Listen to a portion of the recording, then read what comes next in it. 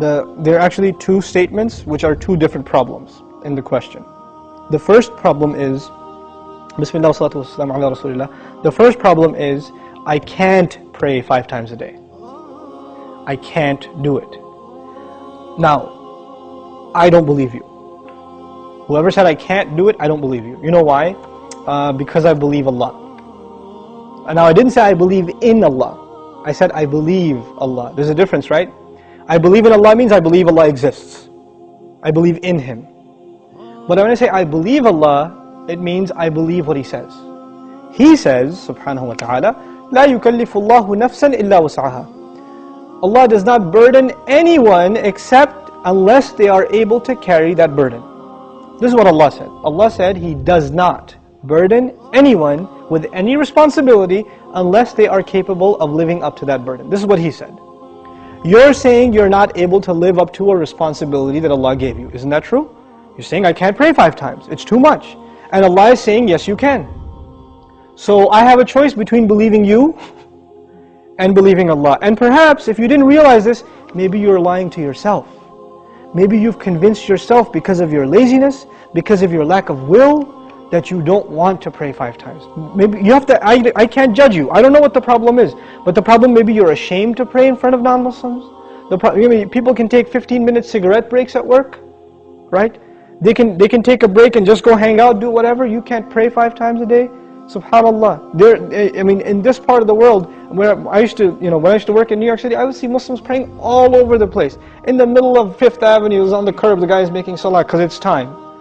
Or in the university, you open the copy machine room in the library, and there's like 3 guys praying right there, making salah. Muslims will pray. If there's time, we're going to pray. That's it. So that's the first thing. Allah said you can. If Allah gave this burden upon you, and He did in fact, then you can. Convince yourself of that. And rely on Allah, He'll make it easy for you. The second question is, does He really care? Does He even care if I pray or not? Now this question is actually more about, does He need my prayer or not? You're forgetting that the prayer isn't for Allah. It's for you. It's not for Allah. If all the people in the world, all they did with their life was pray to Allah, it would not make Him any richer. It wouldn't add to His kingdom because He already owns all of kingdom.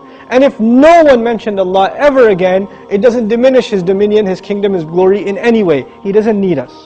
We need Him. We need Him. So the question is, do you feel like you need to pray? Do you feel like that's a need in your life? And if it's not, if you feel you're free of, begging Allah for His help, turning to Allah and submitting before His commandments, then that's a serious problem with your faith. It's become weak, and this question only came up because you've been distanced from Allah for so long that shaitan can come to you and say, yeah, I know you used to feel bad about not praying, let's just get rid of that bad feeling and replace it with, well, why do I have to pray anyway? That's the next phase of that disease. The first part was, at least it was diagnosed, but at least you had some bad feeling. Guilt was still there. That's a gift from Allah. When that guilt even goes away and you say, Allah doesn't need my prayer, it's all good. So long as I'm doing good. And that's the last part I want to talk about, this so long as I'm doing good part. Who defines what's good? There are 2 kinds of good in this world. Please remember this, okay? There are 2 kinds of good. There's ethical good. I'm good to my neighbor. I'm honest at work. I'm nice to people. I don't steal. I don't cheat. These are ethics, basic ethics, right? That everybody, I tell the truth. I'm honest. I pay my taxes, blah, blah, blah. These are ethical truths, okay? And I'm honest in business. Then there are religious goods. I go to Hajj. I give zakat. I pray 5 times a day. I fast in the month of Ramadan. These aren't ethical realities. These are religious goods. Good deeds that are religious and good deeds that are ethical, moral in nature. What happens a lot of times with Muslims and with non-Muslims, especially it happens with Muslims, is that we make a distinction between these 2 things. So in the Muslim world, you will find people that are morally good. They're nice to their family, they take care of their kids, they're responsible in the household, they're nice to their neighbors, they're honest at work. Good people, but guess what? No religion. I don't need religion to be good, is what they say.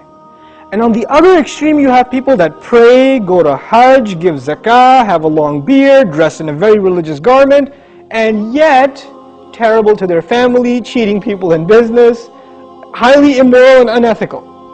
So what's happened is we have separated the 2 dimensions of goodness. Moral goodness, ethical goodness, and religious goodness. What Allah does in the Quran is fuses them together in the ayah. This one ayah is called Ayatul Bir, the ayah of goodness. What does it mean to be good? If you study that ayah, it is a combination of two things. It's a combination of ethical principles like fulfilling your promises, being patient, perseverant, and also religious goodness, establishing the prayer, giving the zakah, right? So it's a combination of both of those things in one place. So if you think you are in a position to define what good is, most likely you're sticking to moral goodness. And you're undermining religious goodness, like the rituals that Allah taught us. But what Allah wants is for us to have both at the same time. This is when a person is truly good. Otherwise, you're not really good. You have defined goodness for yourself and you have rejected Allah's definition of it. But we turn to Allah for guidance because we can't define things for ourselves. We want Him to define them for us. Inshallah ta'ala.